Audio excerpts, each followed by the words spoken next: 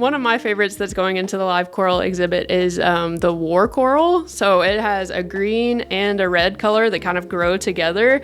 And it looks really, really neat.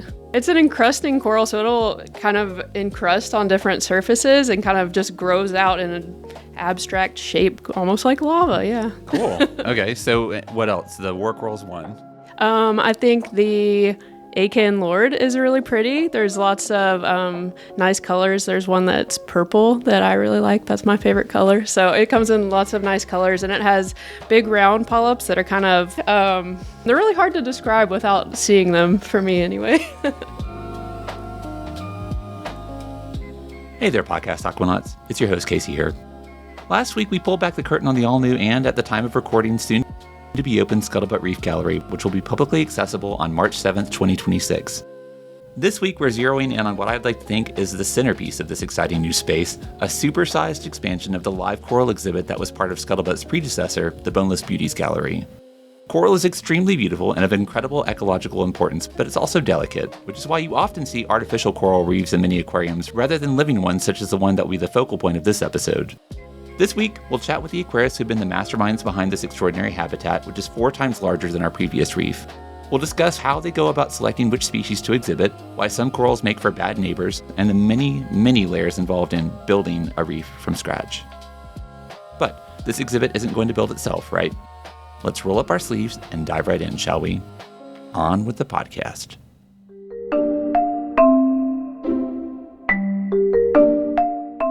Hello, and thank you for joining us for another episode of the Podcast Aquatic, the official podcast of the Tennessee Aquarium.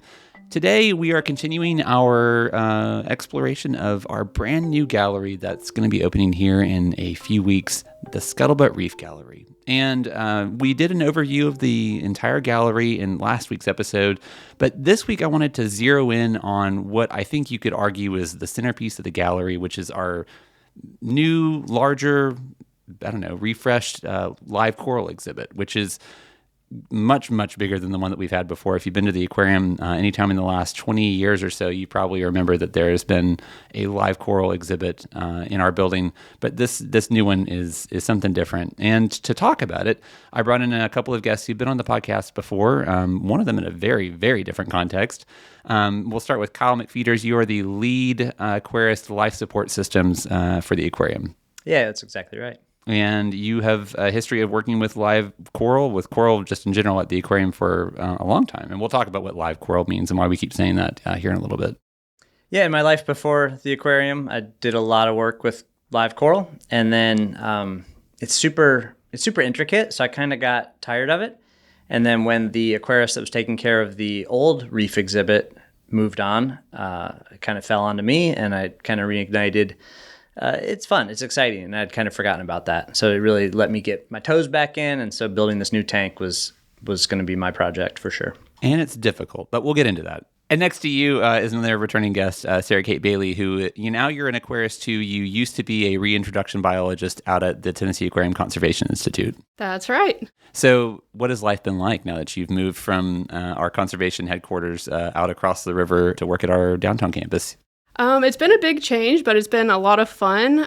So before I came to Tennessee Aquarium, I worked with lots of other animals, freshwater, marine animals, and some other things. So for the last few years, I've been working in freshwater conservation, but it's been really fun to get back on the saltwater side of things. Nice. And you have a little bit of experience. We were talking about this before the mic got started. You have some background working with coral as one of those animals that you worked with. Yep, that's right. All right. Okay, so presumably, if you're a fan of aquariums, you at least have some basic understanding of marine biology, and so maybe this is unnecessary, but why don't we start with just a quick examination of what exactly is coral? So coral, a lot of people, if they don't think about it too much, they say, oh, look at all these pretty plants that are in the tank. And it does look like a plant, for sure. They do. A lot of them do. But the coral itself is actually an animal, and it has a plant within it. It has a symbiotic algae called zooxanthellae. Just to make sure that it's as confusing as possible. Yeah, can I throw out some more weird words? Yeah, please do. So zooxanthellae gives coral the color that it has. Without zooxanthellae, coral's white or clear. The zooxanthellae is this simple algae that lives within the coral's tissue, and it's actually a plant. So the coral is not a plant, but its tissue is full of plants. and it gives the coral its color. It makes food for the coral. And it's really, that's why we say corals are photosynthetic. The animal itself is not, but the algae that lives within it is. And they're kind of like cousins of jellyfish, right? Yeah, that's exactly right. When I started here, I'd never worked with jellies. And so when I'd cover the areas, I was learning them, and I'm like, oh, they're like coral that gets fed more and tolerates worse water. They're very similar. And builds their own home, right? So we should, I guess, explain what a reef is, because Scuttlebutt Reef is the name of the new gallery, and this is the living coral exhibit. But part of that is that it's a reef. So what is a reef? So I've always used reef as kind of a slang to mean a habitat featuring live coral. So, of course, the secret reef, that is, because we've decided to name it the secret reef. That's our largest exhibit, just to be clear, if you're not familiar. That's the 618,000 gallon exhibit. That's basically the core of the entire Ocean Journey building. So that is a reef with artificial coral. So again, I've always used reef to mean live coral, but we've taken to saying live coral habitat to make that distinction. Basically, the reef is the home for all these small fish and invertebrates, and it's like you go out to the open ocean and there's fish, but those reefs, these rock outcroppings with the coral, that's where there's a huge density and diversity of fish. They're kind of like an oasis, right? So underwater, if you think about the ocean, most of the ocean is really just kind of flat and featureless, kind of plains, more or less. And then you have these little outcroppings that are just brimming with life, almost like an oasis in the desert. Definitely, yeah. And you mentioned zooxanthellae, and that's that algae that you mentioned that is the fuel for the coral, more or less. And when they leave, that's when you have, if you've ever heard us or if you've ever heard anybody talk about coral bleaching, that's what bleaching is, right? It's the departure of the zooxanthellae. Correct. The coral animal is so stressed that it will actually essentially jettison those zooxanthellae from its tissue, leaving just behind the white coral organism itself. And at that point, it's pretty bleak. It can grab food and eat it. They'll eat, plankton and other small animals like that. But now it has to make all its fuel off of the prey it captures, which previously that was just like an extra little benefit for it. Most of its fuel coming from the zooxanthellae. But it's in such a stressed condition, it's like, I don't know what's wrong. I got to get rid of the zooxanthellae. Maybe that'll help. It's just like a last ditch effort for it. And that's why we see coral bleaching. Oh, man. It's like a Game Boy, ejecting its batteries. You're not going to function too well without those. Totally. Man, that's such a dated reference. When you say the prey, so prey for coral, how do they eat and what are they eating? Most corals, correct. Yeah, they're using photosynthesis to generate the bulk of their caloric needs. There are corals that don't make food through photosynthesis, but for the purposes of this, because the new habitat will be all photosynthetic, we'll assume that most coral is making its food through the zooxanthellae. But they do have a central mouth. Every coral polyp has a little mouth, and depending on the size of that polyp, corals vary. Sometimes they have a big central mouth, sometimes extremely small. That will dictate their prey size, and kind of correlating with that is the length and strength of their polyp sting, so that they can grab appropriately sized animals. So basically, they're generally sitting there with these polyps out, or these stinging tentacles out all day long, basking in the sun and grabbing anything that drifts by. They're not, actively hunting. They can't move. They're not roaming about trying to seize prey, but they're just sitting there with these tentacles out, waiting for stuff to drift into it. Any tiny, crustaceans mostly. So in that sense, I guess they're kind of like rooted jellyfish. I mean, we mentioned that they're kind of related to jellyfish. I mean, in that sense, they share a lot in common with jellyfish, because jellyfish aren't really actively hunting. They're just kind of drifting, and whatever they drift into is what they catch, right? Yeah, very similar. The jelly's drifting around through the ocean, and whatever bumps into those tentacles, they'll grab it. So anyway, before we talk about the new exhibit, you mentioned artificial coral. We keep saying live coral because in this exhibit, these are all living coral. Correct. Exactly. So that's why that's the live distinction there. Like, if the animals you are seeing in this exhibit are in fact actual real living animals, not a artificial coral. Exactly. So again, the secret reef, it is a reef. It is a real place that we represent here. The flower garden banks. Exactly. But it's all artificial coral. It's all man-made, whether it's rubber or it's concrete, it's painted, it's been made to look like it. we could never fill a tank like that with live coral. It's so slow to grow, takes forever to get so big, and a lot of the fish will actually eat it, which they do in the wild, but the reef itself is, it's set up to do that in the wild. It can replicate quick enough to deal with the predators. You couldn't recreate such a thing in a tank like that. So that's why when you see a lot of our exhibits, you say, wow, look at all this coral in here. If it's like dense, like what we call the Indo-Pacific Reef in island life, dense with coral, it's all man-made coral.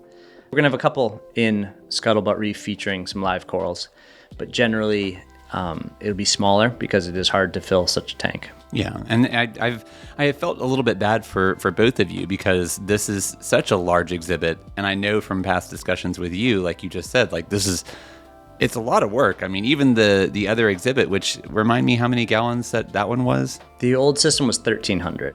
Okay, and that was inclusive of like the backup water system, the sump? Yeah, correct. The whole water volume. Okay, and this new one is how large? It should be around 6,000. So this new one, I mean, that's 4 times larger. I mean, and again, that just seems like, I mean, it has to exponentially just increase the amount of work that both of you are having to do getting this exhibit ready. For sure. It's a lot of work ahead of time so that we can get everything situated and get it running.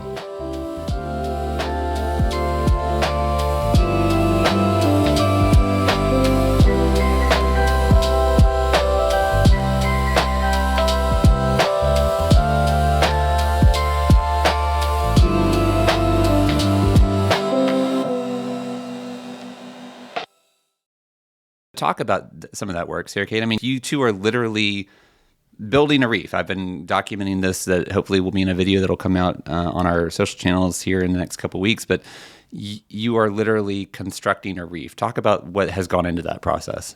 Yeah, so like I said, I have worked with coral before, but it's always been in an established tank. So a lot of people really don't know what goes into the backside of it. So a lot of it's not very glamorous. A lot of moving rocks, moving sand, like thousands of pounds of rocks and sand. Kyle has been stacking the rock and using mortar and making these shapes and putting it together in a way that will look nice on the guest side. There's a lot of thought that goes into the plumbing and where the pumps go and how the flow is going to be in the water, and how that's going to work for the animals in there. Kyle has done a lot of the technical side of that, and I've been working on a lot of his other things in the aquarium and taking care of the other animals and the corals we have in holding tanks right now so that he can work more on the new coral tank and put everything together. So the coral are already here. They've been here at this point for a long time, really, it feels like. In fact, I feel like they not some of the first animals that were going to ultimately be on exhibit in Scuttlebutt to arrive at the aquarium and get ready? Correct. Maybe 2 years ago when we started talking about doing this exhibit, I said, where am I going to put all these corals? And they said, well, build whatever you need. So about 2 years ago, I started getting parts, tanks, pumps, all that stuff to build 2 new backup systems. Once those got finished, I started bringing in new coral, as well as when the previous exhibit was taken down, all that coral is in one of these tanks as well. So we've been stocking up, we've been growing, we've been doing a process called fragging, where we actually will cut some of the coral colonies apart to make more room so that they grow better, like pruning your plants. So we've been doing some fragging, bringing some new corals in, maintaining the ones we took out of the old exhibit, and just really trying to get all that stuff so that we have a lot to put in this new exhibit because it's so much square footage. To have these animals ready for the gallery by the time it opens on March 7th, you really have to make sure they're established, right? I mean, that's a process that takes time. Yeah, that's right. We think about fish a lot, obviously, here at the aquarium. When you move fish, as long as your water is, where you need it, it's similar to where they were before. It's like when you travel with your dog. They're like kind of thrown off. Hey, this is a different place, and they adapt immediately. Most dogs. Moving fish is kind of like that. They're like, whoa, I'm in a different home now. Okay, can I have something to eat now? They tend to adapt pretty quick as long as you meet their needs. Coral, it really takes a long time to settle in, to adjust to the lights and the flow of their new exhibit. Of course, the parameters have to be the same, the water quality, but then to adjust to these new conditions that they're in, a lot of times after you move a coral, maybe 3 or 4 months goes by before it really settles in and will start growing again. Yeah, so you had to get them in, and you built these grow out systems or these like holding systems above the River Giants exhibit. So they're not even in the Ocean Journey building where this gallery is going to be. They're across the street, not across the street, across the plaza in the River Journey building above the River Giants exhibit. And Sarah Kate, when you said you're kind of taking care of those coral while Kyle's doing the construction work, although you're also helping with that. But I mean, what are you doing? How do you take care of coral? Like, what are the things that you're having to think about or do to ensure that these are healthy animals that are going to flourish in the new gallery when it opens? So one of the main things that live coral needs is consistent water quality. So we always want to make sure that their water quality levels are where we want it. We want to make sure that they have the correct lighting, that their flow is always correct and maintained, and that they have heaters and that the filtration is all running how it needs to be. And then we also feed them usually about once a week just for some extra nutrition there. So when you're dealing with an animal that's as fragile as coral, is it difficult to kind of play a balancing act in terms of care for these animals versus some of the other animals that you've have experience caring for, like the fish out at Tanasi? Are they more finicky? Are they more susceptible to environmental change than maybe some other kinds of animals you've worked with? It is very different than working with freshwater fish, absolutely. So one thing, working with fish, you can watch them and their behavior and their body condition and different things like that. You look at a coral, it's not really the same. You can't see how it's moving around, whatever. So you look for other indicators, like what is the color looking like? Does it look all shriveled up and weird, or does it look more normal, should you say? So you have to pay attention every day to the details, like what they look like and if you see any changes. That's a big thing. Yeah, if I ever look shriveled up and weird, I hope somebody would tell me. Yeah, not good. So Kyle, I mean, we're talking about this as a reef, and a reef obviously is a community, which implies that there's a lot of diversity. So how many species are we talking about? What are you going to be able to see in this exhibit when the gallery opens again in early March? A big thing that Sarah Kate's been taking over while I've been, again, doing plumbing and moving rock and those things is the actual photographing of all these animals that we're going to feature. So she's been getting with Doug about all that, and he's taking Doug Strickland, our communications content creator, who's been on the podcast before talking about photography, if you want to check that out. So Sarah Kate and Doug have taken a small tank and they put the corals in there one at a time, getting the pictures for the ID panels. The new exhibit will have 42 ID panels, and we're going to have IDs for maybe half the animals. So I think the count on coral, I think they were close to like 45 or 50 species that they had photographed. And then with fish, they just started getting those ID pictures made. And I think it's going to be kind of similar, maybe like 35 or 40 species of fish.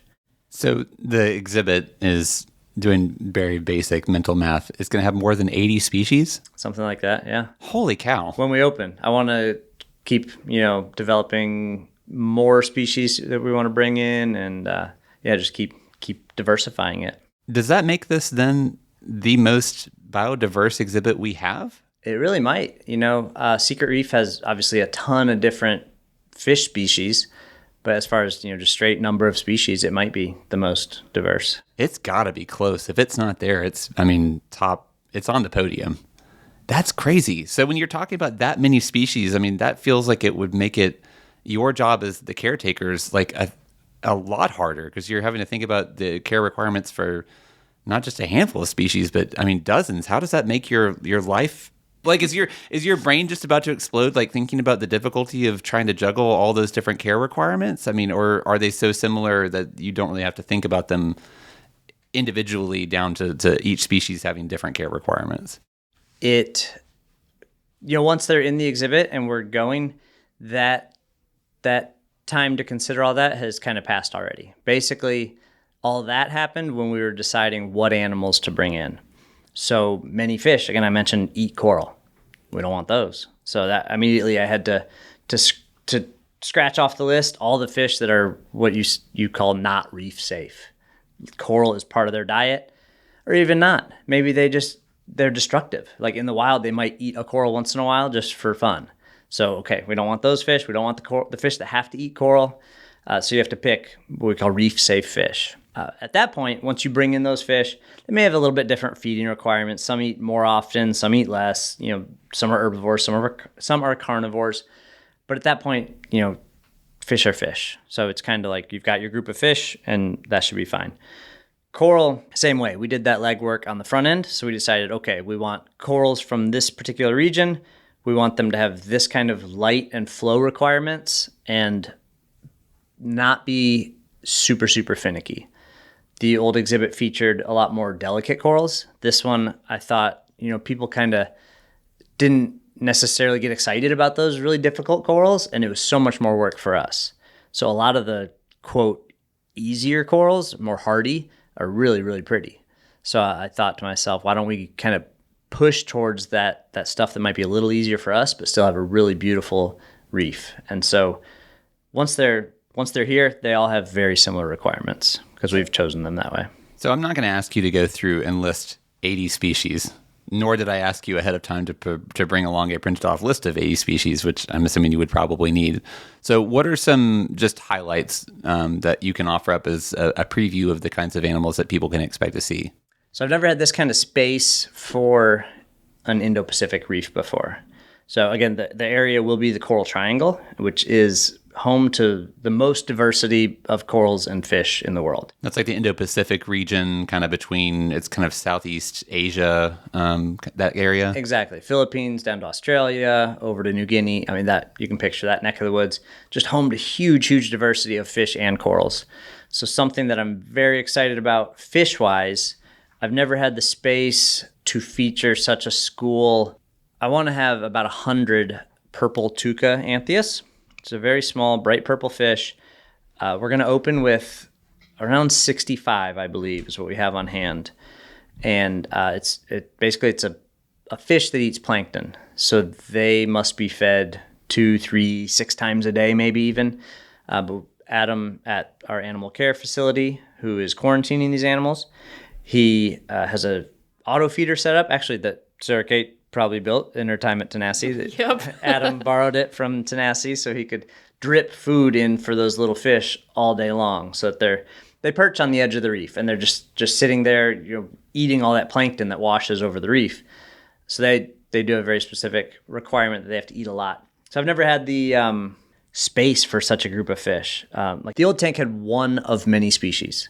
Yeah, you're talking about dozens, and I'm like, I don't think we had dozens of fish in the entire exhibit before. Exactly. So this is kind of a refresh that like, whoa, I've got a lot of room, a lot of swimming space, a lot of territory for these groups of fish to establish instead of, worrying about the old habitat didn't have that kind of, real estate. The Tennessee Aquarium's podcast Aquatic is made possible by support from the Tennessee Conservationist, the official magazine of Tennessee state parks. Each issue is filled with fascinating stories about Tennessee's native species, rich history, and unique culture. It's also your guide to exploring state parks and planning your next outdoor adventure. Subscribe today at tnconservationist.org.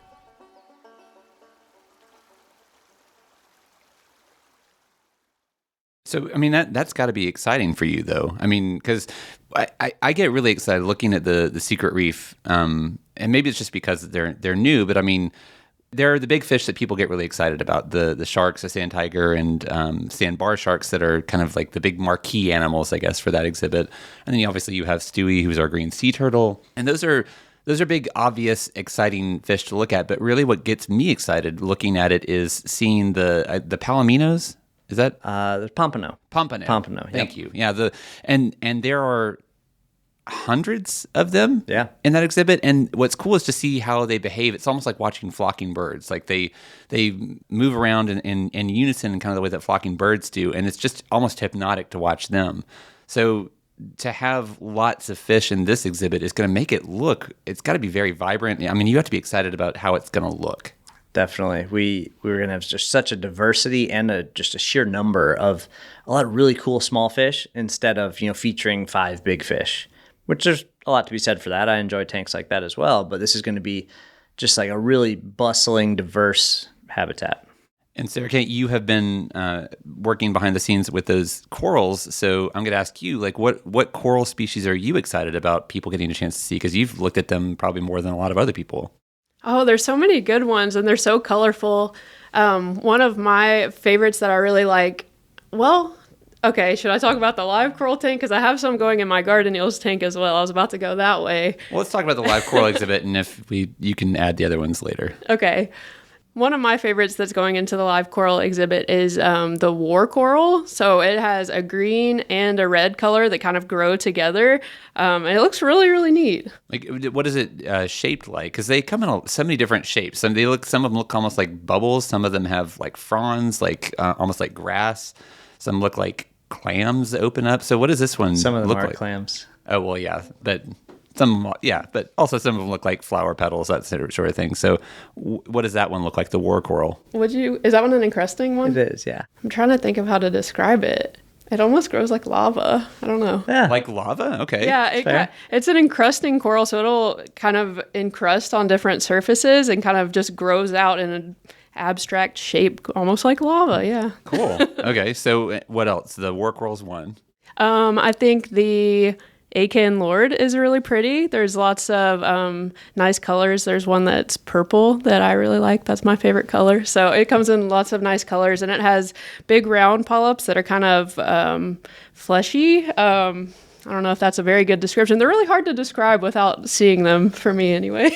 So there are, if you're talking about corals, there are like hard corals and there are soft corals, right? So when you say that something's fleshy, I mean, that to me says that's a soft coral. But I think that's true of a lot of the corals that are going to be in this exhibit, right? Because that's sort of a focus for you, wasn't it, for this exhibit? Sort of. So no soft corals for this exhibit. No soft corals? No soft corals. Oh, okay. This might be a gross generalization, but a lot of the big soft corals, like in the old habitat, you might remember the toadstool leather. Mm-hmm. A lot of that group of animals actually secretes a toxin into the water to inhibit growth of its neighbors.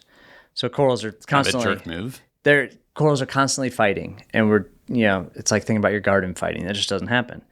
Corals are constantly trying to sting each other. They're trying to take over each other's territory because if one gets shaded, it dies. So they're always fighting amongst themselves.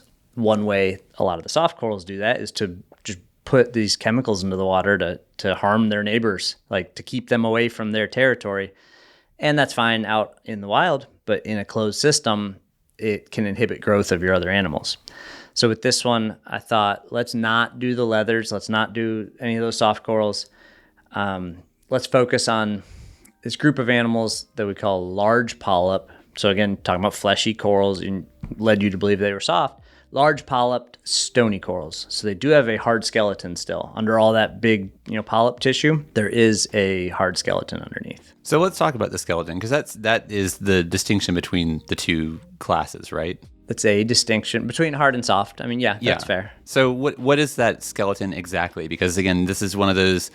Coral is an animal that has a plant inside it that also builds rocks around itself. Because the construction of the reef, you've used actual coral skeleton, right? Because that's what was mined to create the structure of the reef. Our rock is dry rock from Florida that is, essentially ancient oceanic rock, which generally is, coral skeletons and on all that, the way limestone is formed, ancient sedimentary things getting compressed. As for their skeleton, the coral actually builds that skeleton by pulling trace elements from the water. So the biggest one is calcium. So that's the building block. And then every time it lays down calcium to build a new layer, it has to pull magnesium in as well. So those are kind of the biggest building blocks. But it also utilizes all those little trace elements. If you look at a list of what's in natural seawater, there's like 30 elements in different quantities. But calcium and magnesium are the big ones, the big building blocks for the coral.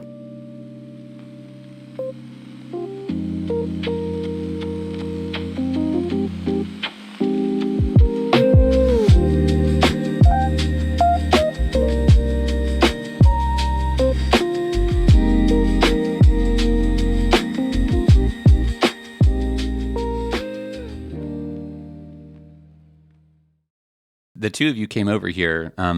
Spoiler, this is like about a month out from the actual open date, so there are actually no animals in the exhibit at the moment. You're still in the process of building the reef out. You were adding sand, I think, before you came over here, and you're about to fill. So you're going to add water in. We create ocean water in-house, correct? Exactly. Yeah, we do. So I'm assuming then that for this exhibit in particular, or just in general, when you're talking about all of the saltwater exhibits, primarily in the Ocean Journey building, you are ensuring that there is a certain percentage of magnesium and calcium in the water. Are you adding it artificially? Is that like part of the formula for creating ocean water? Yeah. Some of each. Sometimes, and this will be this way, we buy a salt mix. It's literally bags of dry salt that have all those trace elements in it. There's a sheet that tells you exactly how much of each is in the salt mix. A recipe. Yeah. Another way we do it for our larger exhibits, like the Secret Reef, we have our own recipe. And so it will literally be a palette of dry salts, mostly sodium chloride, a lot of calcium chloride, a lot of magnesium chloride. All those trace elements go into the salt mix recipe that we'll make. Well, I say we. I've helped once in a while, but it's largely our operations department. They keep us, stocked with salt water, and they're making salt water at least a few days a week. So whose ocean water is better, grandma's or store-bought? That's the right amount of laughter that deserved. It just made me think about it. Dang, Kyle had no reaction. I immediately just went too deep on it. You're taking it more seriously than it probably deserved to be taken. They have different pros and cons. Okay, so you said that this exhibit you said 6,000 gallons? Correct, yeah. Okay, so give people some dimensions. So how large are we talking, like lengthwise, depth, width, like so people have an idea of what size they're going to be confronted with when they visit the gallery? Yeah, I guess 5,000 doesn't, or 6,000 gallons doesn't mean much to most people. This will be the largest exhibit in the new gallery. It is 16 feet long. So we have a huge, huge window on the front of that to get that really long coral view there. It's 7.5 feet front to back, which I really wanted. They wanted to go maybe a little smaller just to take up a little bit less room in the footprint of the gallery. But having that depth just let us get really creative and have a lot of open space in the tank, as well as getting some really three-dimensional rock work in there. So we have 7.5 feet front to back. The old one was 4 feet front to back. So almost twice as deep then. Twice as long and twice as deep. Oh yeah. Okay. So how wide was the other one? 8 foot by 4 foot. So, okay, literally twice. Exactly. This one is a little deeper. The old was 8 by 4 by 4. This is 16 by 7.5 by 5. It's about 5.5 feet deep. Yeah, because we were in there. You and I were in there. Literally, I'm like all three of us have been in there. But I mean, it's kind of like goes up to about my shoulders, I guess, like depth wise. The skimmer is like forehead height for you and me. Okay. Yeah, because we got in and we couldn't figure out how to get out. That was fun. That happened to me earlier too. Yeah, before we added the ladder, Kyle and I just like hopped down into it to record the video that I mentioned earlier, and then we finished filming. And I was like, "So how do we get back out?" And you're like, "I don't know. Just gotta climb up, I guess." That was fun. It was good. A lot of good memories and exhibits with you. So the dozens of species of coral that we're going to have on exhibit, where do we source these? Because these have actually kind of an interesting story, because their method of culturing this coral and keeping it, I guess, healthy before it's sent out to places like us is fascinating.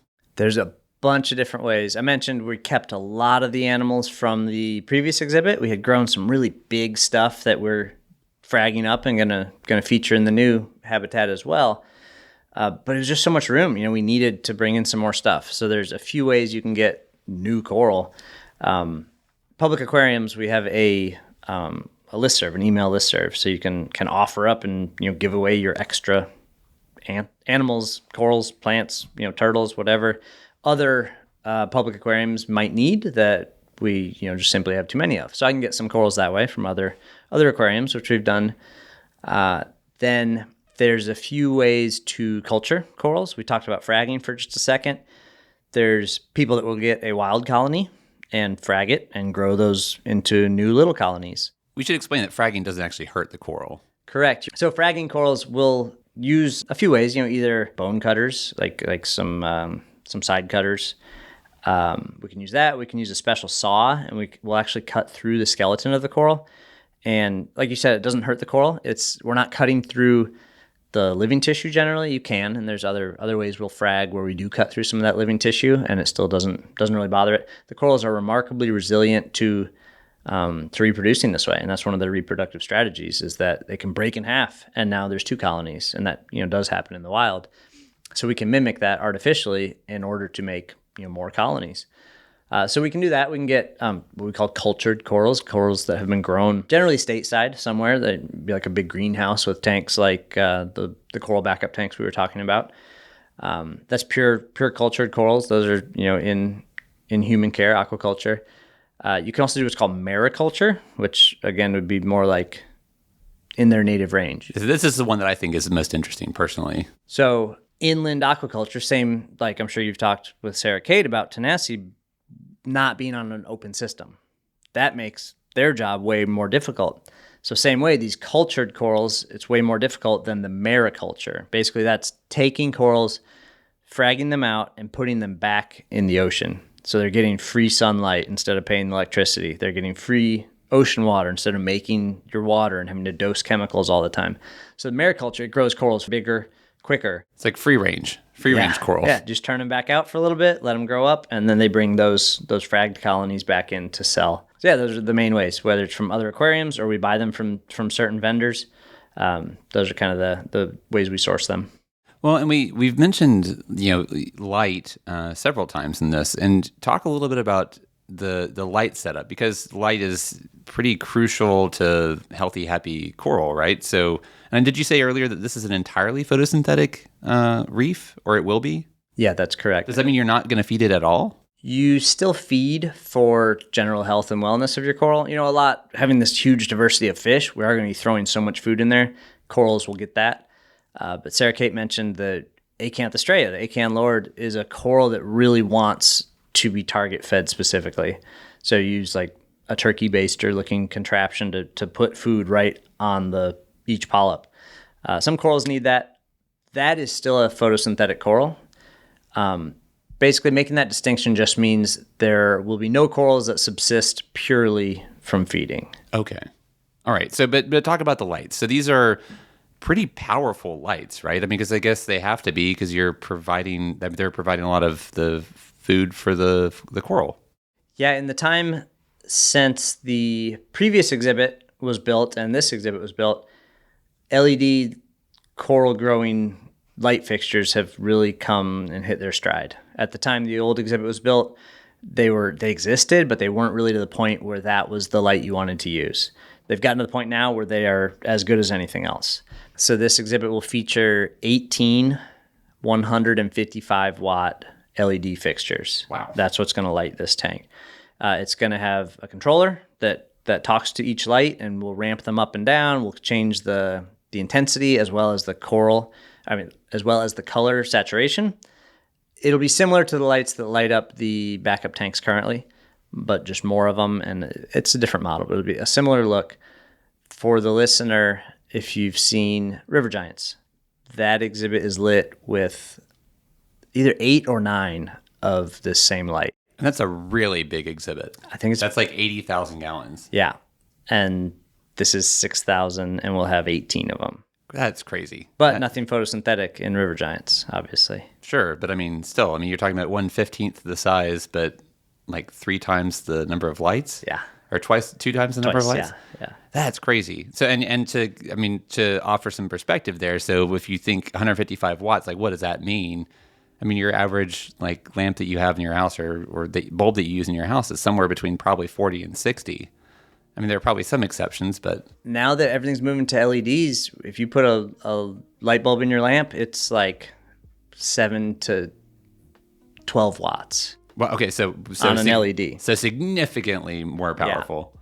That's crazy. And Sarah Kate, when you are talking about those lights, are you in the backup area, like manipulating them? Are they on a timer? Like, how are you making those adjustments that Kyle just mentioned to the color and intensity of the lights? So they're set up on a timer. So when we come in the mornings to check the corals, it's kind of like a blue tint, like the moonlight setting. And then over the day, they ramp up and get brighter for the corals, kind of like the sun would out in the wild. So that then, I guess, means that what we're trying to do is replicate the passage of time. So this is they're going through, I guess, a photo period is what that would be called? Yeah, exactly. Like, why is that important? Why could we not just set them, if they're photosynthetic, why couldn't it just be full bright all the time?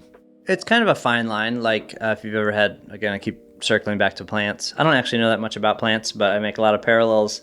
From what I do understand with plants, you can have too much light on your plant, right? Like you put your pothos in the window in the summer and you burn it.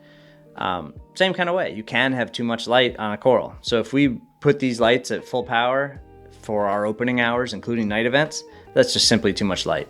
So they don't inherently care about that ramp up, ramp down. But we can't run full intensity all day or you'll actually damage the coral.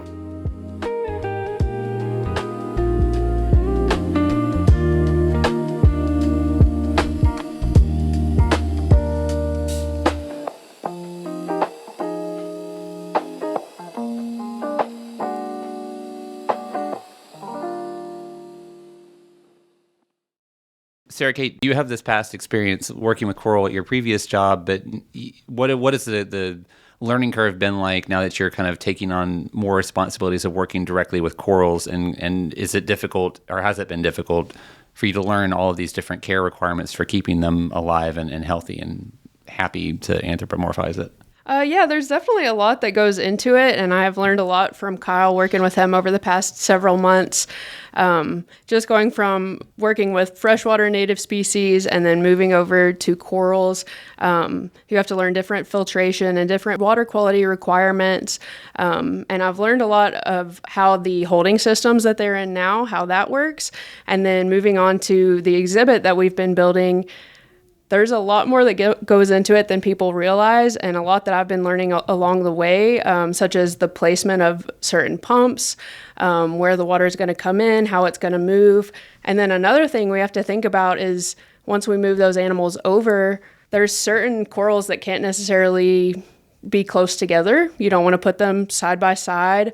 You don't want to put certain ones too high up in the water. Some want to be lower to the bottom of the tank and get less light. So there's a lot that goes into it. A lot of learning the coral IDs has been a challenge over the last few months, but I've finally gotten there doing a lot of the coral photos with Doug. Lots of coral actually looks pretty similar, believe it or not.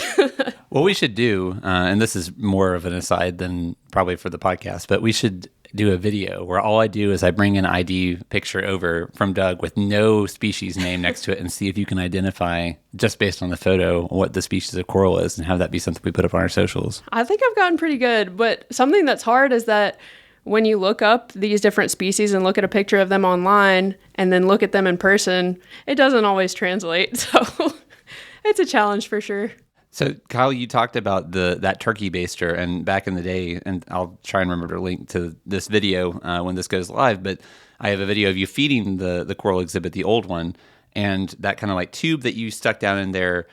That's one way to feed an exhibit when it's the size of that other one, but are you going to have to feed this new exhibit differently than you did before just because of the size? Is that going to change how you have to care for the animals? Keeping our depth within, a reasonable level is going to make it so it won't be wildly different from the old one. Because, we only gained maybe a foot of depth, almost maybe 18 inches of water depth. That lets us do a lot from the surface still. We have the ability to dive this exhibit. I really don't want to. It's huge, right? But once you get in there, it's not that big. All that coral's in there and it's so fragile. And it's fragile, yeah. Moving around in there is really difficult. So I intend to do the bulk of it from the surface.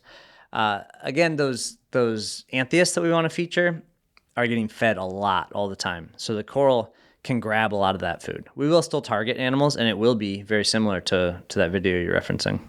Another thing that I think is interesting about this as I wrap up this discussion and the episode, when you were planning out how this was going to look, Sarah Kate mentioned that you were building these kind of cool shapes and formations in the water. You have this design, this plan in mind for the reef.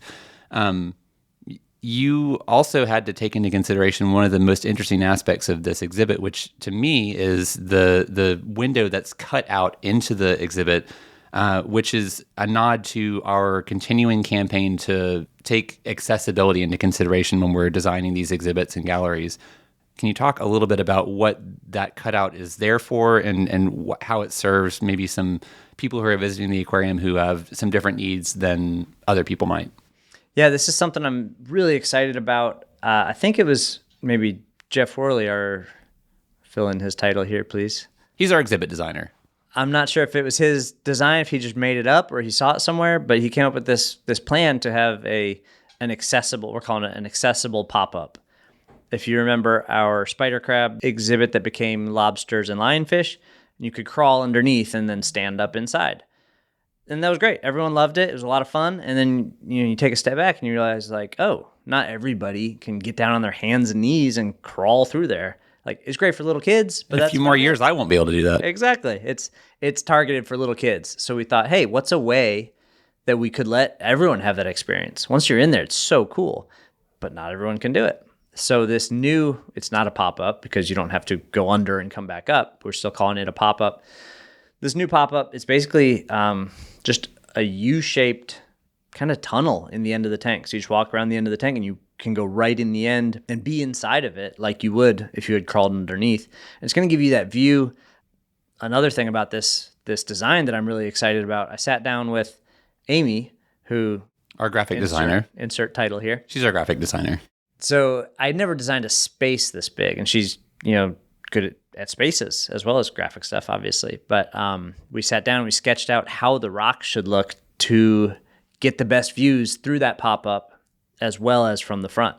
So she really helped me visualize that space in 3 dimensions as the guest would see it instead of, me just thinking about the coral. She really helped design it and figure out how we would maximize and really diversify the views that everyone's going to get from both windows. Yeah, when you were talking about you were actually in the exhibit, I guess both of you, and you were putting these rocks together and stacking them on top of each other and making the arch that Sarah Kate mentioned with the mortar. You had to consider not only how it was going to look from one angle if you were standing up, but if you were in that like roll-in notch thing, if you happen to be in, say, a wheelchair, or if you're a younger person, you would probably have a different view than you would if you were someone who was standing just at our height, closer to 6 feet. So you had to like consider 2 different like layers of experience for this, like for that, just because of that one accessibility feature of this exhibit. Yeah, and that aside, just picturing how different guests will be able to enjoy the views. So we really wanted to maximize, who and how they'll be able to enjoy it. So just wanted from all angles for it to be really cool and special. And then another layer too is where you're going to put your coral. You could, design it for optimal guest viewing, but now there's no little shelves for you to place your corals on. So we have to do the people side of it to make sure it looks great from the outside, but then also from the wet side, it's still it's an ecosystem. So we still have to have it be hospitable for those animals. Yeah, it's a balancing act, really. And there is a much more in-depth discussion of this in a past episode of the podcast featuring Jeff, who you just mentioned, and I can't remember what his title is either. I'm just going to assume that it's Senior Manager of Exhibit Services, but I'm probably wrong. And Tom Demas, who's our VP of Husbandry.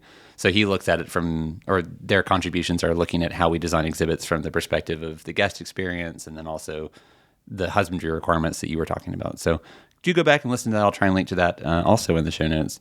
As we're wrapping this up, I just wanted to kind of gauge your thoughts and your excitement and or trepidation and or existential dread as we march toward that opening date. How are you 2 feeling about this really massive undertaking, but also extremely impressive exhibit? To me, it's just really exciting. It's been really fun to help contribute to making this living coral tank happen, and also the rest of the gallery. It's been a lot of work so far, but it's been really fun and really exciting. And it's come a long way. We started just seeing that coral tank for the first time. It's like, wow, this is huge. We started stacking rocks and it's like, okay, what's next? And we're using Amy's drawing and trying to stack things up in a certain way, trying to peek from the outside. The whole tank is covered with foam and plastic to protect it from the construction zone going on. So we're trying to peek in the corner. Does that look good? Yes, whatever. So it's been really exciting to see it come together. I'm really excited to get the animals in there and have everyone see it and enjoy it. Kyle, it's not your first rodeo. It's not your first rodeo either, but I mean, this is like old hat for you, but how are you feeling about it? It definitely is. Like, exhibit design is something I love. Not the way Jeff does it from an artistic side, but from the actual equipment and the life support. That's something I'm very passionate about. So I've done that a ton, never to this scale. So that's why I really wanted to, talk to the people that do more design style stuff to really get some help with that. This is by far the biggest coral exhibit I've ever worked on and built from scratch. So to start from zero, pick every single aspect of it and say, this is what we want. And actually, Matt and I sit down and design the life support and order that all in. Side note, Matt is our curator of fishes. Matt Hamilton, yep. So him and I, designed all the life support and how the tank would actually function. So that's very exciting to get that. We're going to go fill it with water, actually, when we leave here. We're going to fill it with reverse osmosis salt water and be ready to actually run. We did a test fill, maybe a month ago with just fresh water. So this will be the water that the fish are going to live in. We're going to go fill it with after this. It's pretty exciting. Very exciting. We'll go ahead and wrap up this episode talking about how we build a coral reef here at the aquarium. And I'll just say thanks again to Kyle McFeeters and to Sarah Kate Bailey for dropping by to talk us through this process, because obviously, if you've listened for the last hour, you know how complicated it is. Thank you both. All right, if you have an idea for a future episode of the podcast Aquatic, send that to me at podcast@tnaqua.org. While you're online, go ahead and write us a review or leave us a rating. Those are free and easy ways to support the show, and they do actually help with the algorithm, which is how we ensure that more people hear conversations like today's discussion of building the centerpiece of our new Scuttlebutt Reef exhibit, which will open here in just about a month on March 7th, 2026. And in the meantime, until next time, remember that every drop matters.